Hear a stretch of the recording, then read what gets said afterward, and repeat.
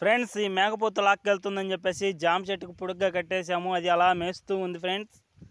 చూడండి జామ చెట్లు జామకాయలు కాస్తున్నాయి. జామకాయలు చిన్న చిన్న పిందులుగా ఉన్నాయి. ఇదిగోండి, ఇదిగో ఇప్పుడే మా తేజగాడు ఒక జామకాయ కోసుకొని తింటున్నాడు.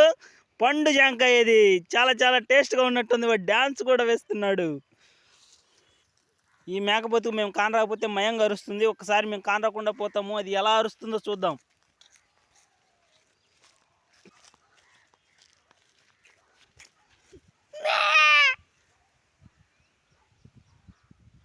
ఫ్రెండ్స్ చూశారు కదా, అలా అరుస్తూ ఉంటుంది కానరాకపోతే. అది దాన్ని మనుషులు కానొస్తూ ఉండాలి.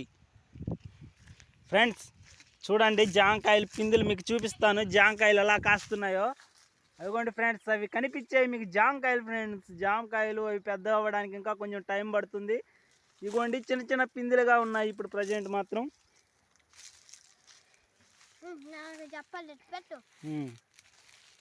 కానీ ఈరోజు పండు జామకాయలు ఎక్కువ దొరుకుతాయి ఫ్రెండ్స్. కొన్ని దొరుకుతున్నాయి ఫ్రెండ్స్. Very good. చూడండి ఫ్రెండ్స్, మా అమ్మమ్మ గడ్డి కోస్తుంది.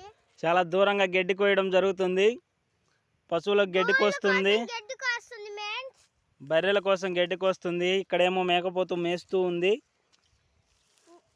మేమిద్దరం మాత్రం వీటన్నిటిని గమనిస్తూ వీడియో తీస్తున్నాం ఫ్రెండ్స్. మీకు నచ్చితే లైక్ చేయండి, షేర్ చేయండి, సబ్స్క్రైబ్ కూడా చేసుకోండి. లైక్ చేయండి, షేర్ చేయండి, సబ్స్క్రైబ్ చేసుకోండి. చూడండి ఫ్రెండ్స్, పక్షుల కలకలలు కిలకిలలు. అదిగోండి సీజన్ వచ్చేసింది, చింత ఇగురులు, పల్లెటూరు వాతావరణం.